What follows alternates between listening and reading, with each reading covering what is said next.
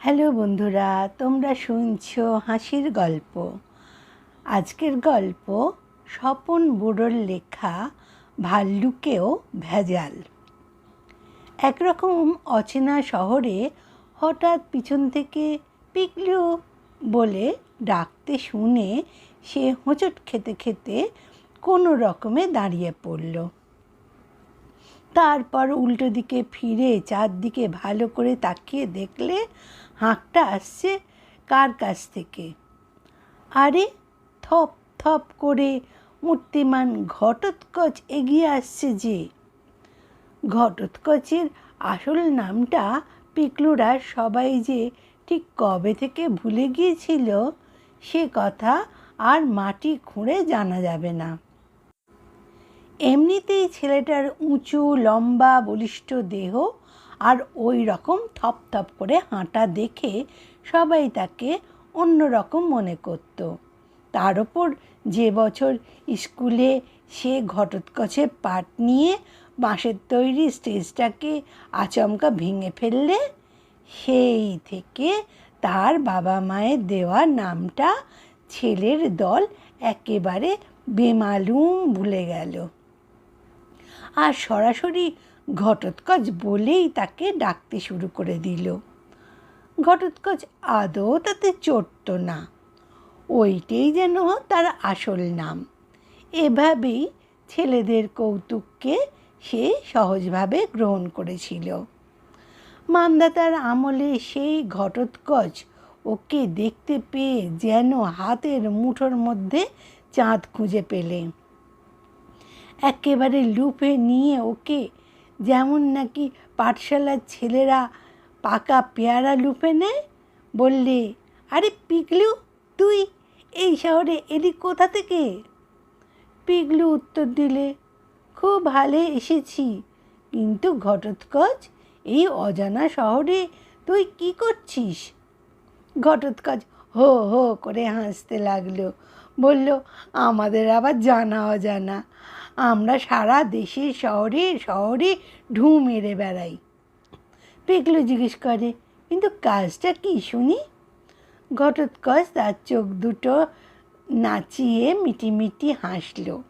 সে ভারী মজার কাজ, সার্কাসে চাকরি নিয়েছি যে, তাই সব শহরে শহরে আমাদের আনাগোনা, নানান জায়গার জল পড়ছে পেটে, আর সেই সঙ্গে নানান জায়গার বিচিত্র সব খাবার।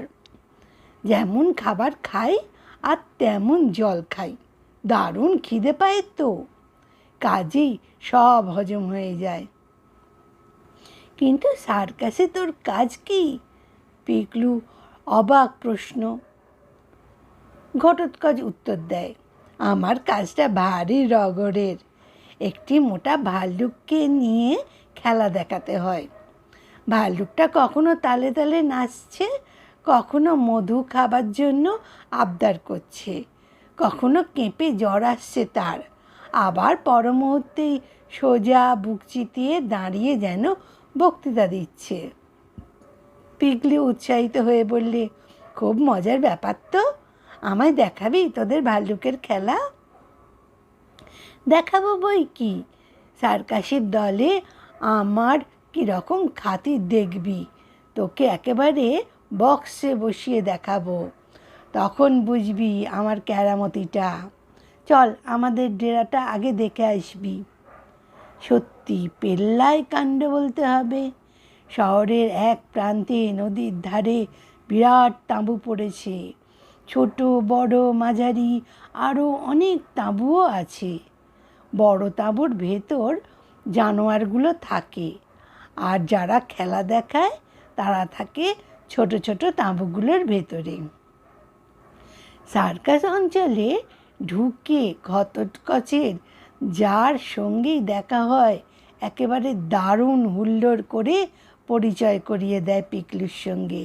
মেরা দোস্ত আ গয়া, you see he is my friend. দেখো ভাই, আমার ছেলেবেলার বন্ধু।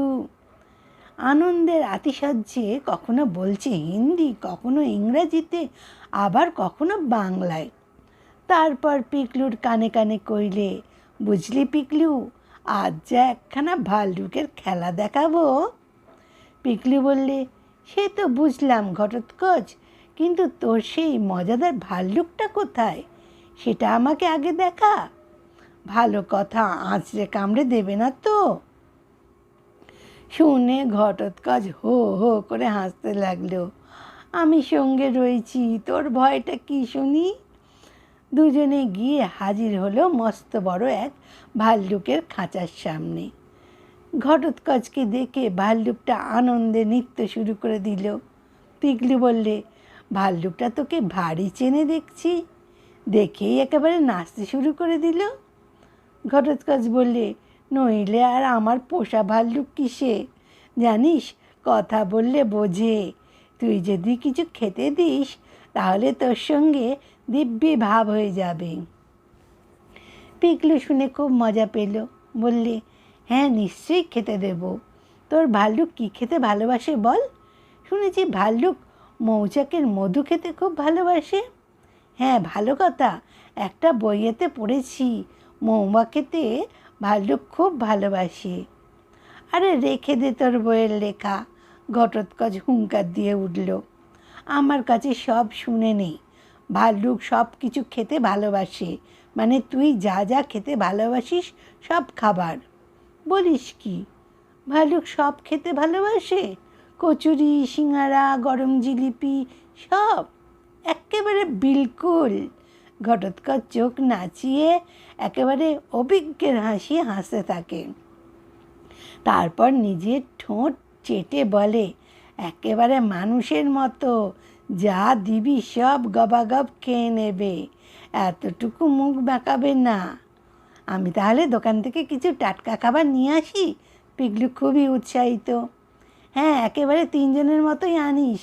খাওয়ার ওর খুব হাত যশ আছে, ঠিক একটা মানুষের মতোই গবাগব খেয়ে নেবে। পিকলু এক ঝুড়ি গরমাগরম খাবার যখন নিয়ে এলো, ভাল্লুকটা ঠিক মানুষের মতোই আনন্দে নৃত্য করতে লাগলো। পিকলুও মহা উৎসাহে খাবার ঠোঁয়াটা ওর দিকে এগিয়ে দিল। আর তক্ষুনি পিকলুকে অবাক করে দিয়ে ভাল্লুকটা দুই হাতে কপ কপ করে খাবার খেতে লাগলো।